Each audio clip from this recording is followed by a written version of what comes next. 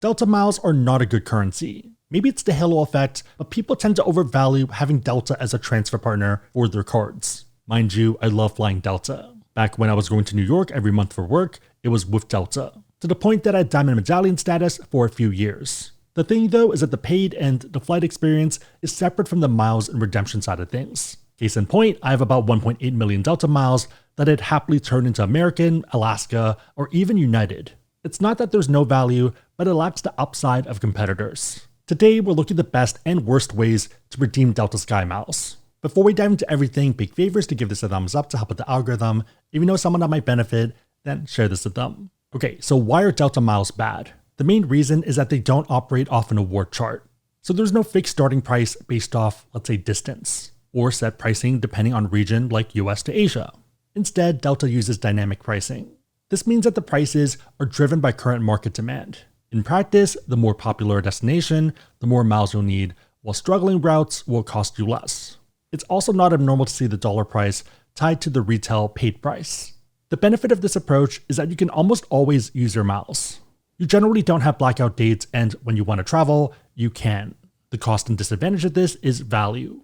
With that said, option number 1 coming in as worst for redemptions is Delta Main Cabin for popular routes. These can and will vary based off where people are going. Right now it's Japan, whether for value, to ski, or for food, and I do see this sticking around given cultural trends. Okay, so why is this bad value? The more people want to travel here, the more price increases, whether for cash or for miles. This kind of works out for Delta since normal people looking to travel don't really care about value, they're just trying to get there and minimize out of pocket. On our end, what we're looking to calculate is cents per mile, which is the cost of the flight divided by number of miles needed. The goal here isn't to pick the highest number for the sake of it, it's to make sure you get enough value, that way it's worthwhile. If you're in finance, think of this as a hurdle rate or minimum acceptable rate of return. Let's say you want to fly from LAX to Haneda, Tokyo. In Delta Main Cabin, that's $1,196 for the round trip. Booking award travel of miles, you're looking at 124,000 miles and $56 in fees. Since there is a cost to using the miles, we'd want to factor that in as well. 1196, which is the cash price, minus the fees of 56, divided by the total miles of 124K, is 0.92 cents per mile. You might not look it, especially if you are new to the space, but this is not a good number. I'd argue anything under 1 cent is bad value. The main reason is that option number 2, pay off miles, is readily available. This option locks in 1 cent per mile, regardless of route and fare class. This is a benefit of Delta cards, even no annual fee ones. Also, I didn't know this until making this video, but Delta has a bunch of Japanese cards as well, and they also have this benefit. The main idea though is that if you have these cards, you can reduce the cost of a ticket by $50 for 5,000 miles, $100 for 10,000 miles, and so on. 50 divided by 5,000 is 1 cent per mile, and that's our floor value. Going down this route, Delta Main Cabin here would cost you about 120K, which is less than option number 1. Yeah, for most people, this is the floor for Delta miles. If you're getting less than this, then it doesn't make sense. On a side note, if you want to learn more about Delta cards, or cards from pretty much any other issuer or carrier, and you want to support the channel, we have links on the website, AskSebby.com, and also down below in the description box. Make sure the links are competitive, but otherwise, it's a huge way to support the channel, so thank you in advance. Option number 3 is award travel with miles for Delta One on the popular routes. You get a bit more value, but it's still tough to recommend. So Delta One is $5,286 for the round trip, which isn't cheap, but in a range that people would pay. Using miles, it's $480,000 and $51 in fees.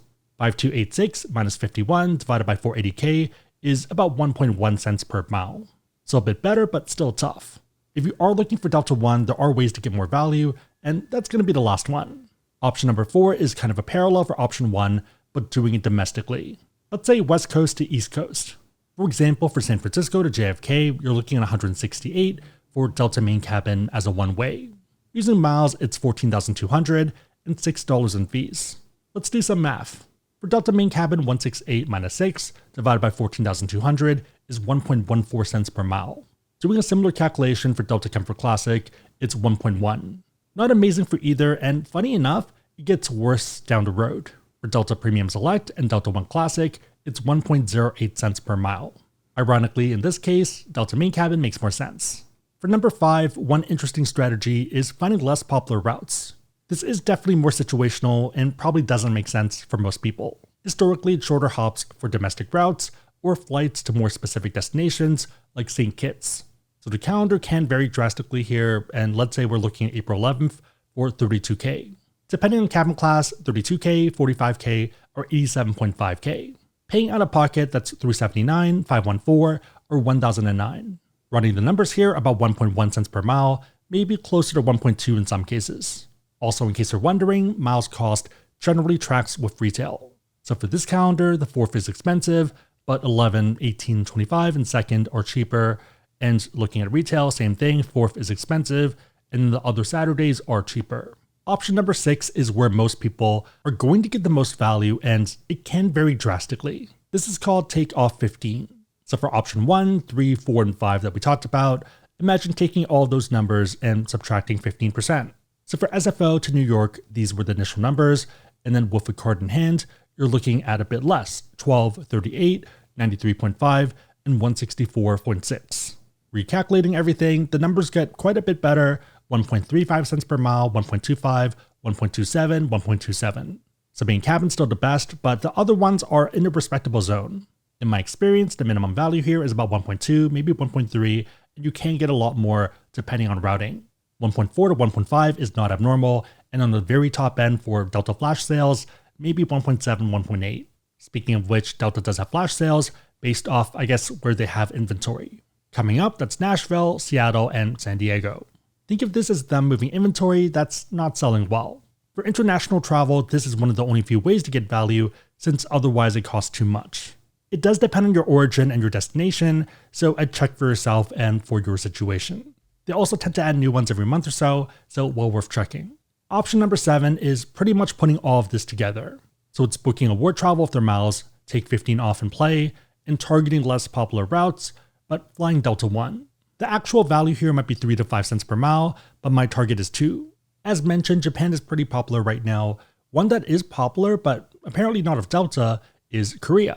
So Delta is aggressively trying to grow this destination with new routes from places like Salt Lake. This route started last summer, and I'm guessing demand is not there. For us though, that's our opportunity. For Delta, the best case for them is selling business class for cash. The more the better, but they can't go too low since that messes up perception. Same thing with a lot of luxury brands, they don't do sales since it ruins the brand. If Delta can't get paid for the flights, then the second best bet is a bunch of miles. The main reason for this is that miles are long-term liabilities for the airlines. There are promises of future travel and there's a cost. Not a one-to-one example, but same thing with gift cards, there's a future service or product being provided. Hence why for some routes we see 480K as a round trip, which would be 240K per way for business. If they can't get people to pay a bunch of cash and they can't lower prices too much, and they also can't get people to pay a bunch of miles, then it's going to fly empty. In that case, employees end up taking it since they can fly standby and there's no one else on the list. For them, the best strategy is lowering the number of miles you need. Using Seats Arrow for North America to Asia and doing a sorting by price and also dates, we see that it's all Incheon, Korea right now, mostly from MSP, Seattle, and Salt Lake City. For all of these, you're looking at 130K miles. Seats are also pretty plentiful. For example, for March 30th, there's a flight at 11 a.m. and it's OZ6, which means that there's 6 seats. Going to the site, we see availability, and even better is that takeoff 15 is applied, so you're only looking at 110K miles per way instead of 130K. Let's actually make it round trip and go for a week.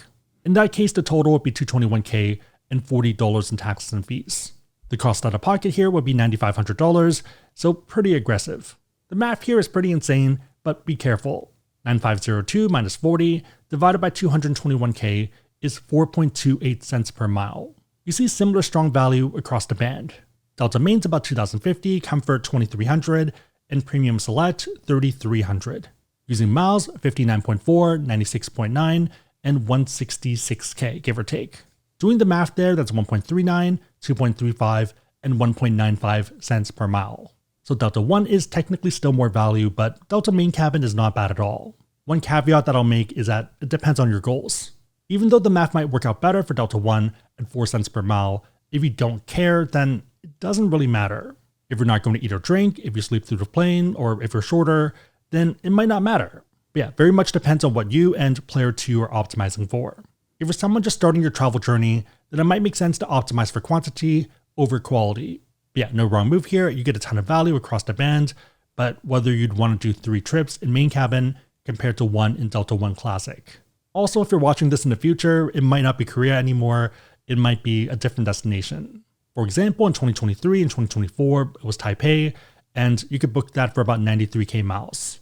At the moment, Taipei is about 200k per way for Delta One, so no sales there. If you do want to be updated for travel deals, make sure to sign up for the newsletter down below. Again, if you want to learn about cards, we have links on the website, AskSebby.com, and also down below in the description box. If you made it to this point, leave a red triangle emoji in the comments down below, and I'll try to heart it and also respond. 3 questions. Number 1, what were your thoughts on Delta SkyMiles going into this, and has that changed? Number 2, which option would you use? And number 3, what's been your best redemption? Let me know and everyone else know in the comments down below. Big favor, thumbs up, share this, but otherwise hope you liked it. See you next time.